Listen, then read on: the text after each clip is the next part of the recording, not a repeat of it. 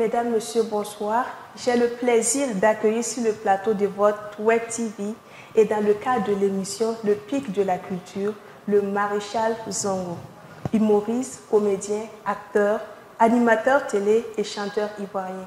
Bonsoir Maréchal Zongo. Comment allez-vous? Oui, ça va bien. Et un Zongo ivoirien, avec l'accent que tu exprimes, ça n'arrive pas tous les jours. On dira que tu es chez toi au Burkina. Ben, je suis à la maison quand je suis au Burkina, quand je suis à Ouaga, je suis à la maison. Quand on voit Zongo, on pense à son binôme Tao et la série de Casse-Tête. Comment se porte le groupe et quel bon vent t'amène à Ouaga en ce début de nouvel an? Ben, Zongo et Tao, le duo se porte très bien parce que vous savez, après 25 ans d'existence, souvent il est important aussi de se renouveler, de faire d'autres choses, de se mettre à l'épreuve par rapport à d'autres projets. Donc le duo se porte bien. La preuve, Tao, il était là il n'y a pas longtemps à Ouaga ici. On a fait un spectacle le 30 décembre de l'année dernière. Hakuna Matata. Voilà. Donc pour dire que le duo existe. Mais à côté de ça, il est aussi important qu'en tant qu'artiste, qu'on se projette, qu'on se développe, qu'on se frotte à d'autres expériences. Donc là, je suis à Ouaga dans le cadre d'un projet spécial que j'adore, un projet qui m'a bluffé. Un projet de création d'un spectacle, un spectacle de conte, l'oralité, avec mon ami et frère KPG. On est en train de créer Soupim. Soupim qui est son spectacle à lui, son projet à lui, dans lequel il m'a invité. Et voilà. Maréchal Zongo, quels sont les thèmes favoris de tes spectacles en ce moment? Pas en ce moment. Bon, aujourd'hui, je travaille sur un nouveau spectacle qui s'appelle Immigration Kabako. Immigration Kabako ou les douleurs de l'immigration clandestine. Je sais que c'est un sujet très très dur, donc j'ai voulu le traiter avec légèreté, avec humour. Donc j'ai eu la chance d'avoir le prix Visa pour la création à Paris pour aller écrire le spectacle. Donc ça c'était en 2019. On devait commencer les activités en 2020. Covid ne nous a pas permis. Donc normalement cette année, courant 2021, on va rentrer en résidence de création du spectacle et puis on commence à le diffuser. Donc moi je travaille sur du tout. Le dernier One Man Show, il s'appelle Attention, je me marie. Ça parle de la vie sociale, la vie de couple, qui a été traité en humour en parallèle par rapport à la vie de la société. Donc je touche à tout. Je touche à tout. Et là je suis dans Soupim. Présentement, c'est l'atelier de la forge. Quels sont les projets de l'humoriste Zongo pour nous arracher un fou rire en Afrique? Vous savez, hein, c'est un peu ça que je vous disais tout à l'heure, hein, un nouveau spectacle qui arrive. Et puis, aujourd'hui, je donne des formations.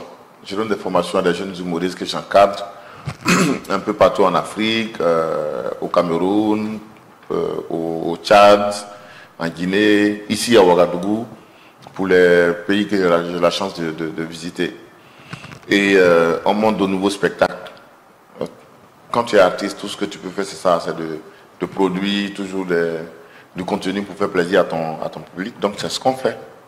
Et maintenant, comme on prend de l'âge, donc on ne peut plus faire de l'humour du juste pour rire, on est obligé de faire, on a le devoir de monter des spectacles qui au-delà du rire, laissent des traces dans l'esprit des gens.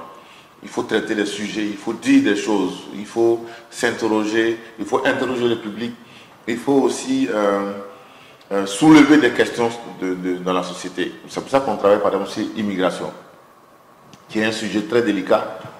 Mais nous aussi, on partage notre regard.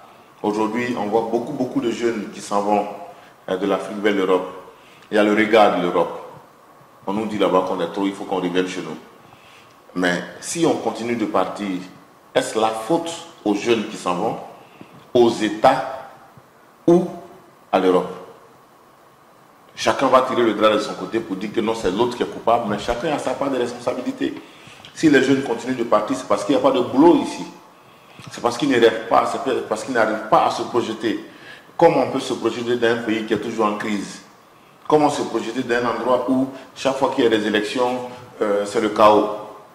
C'est ça, les gens ont besoin d'assurance pour rester sur place et se développer.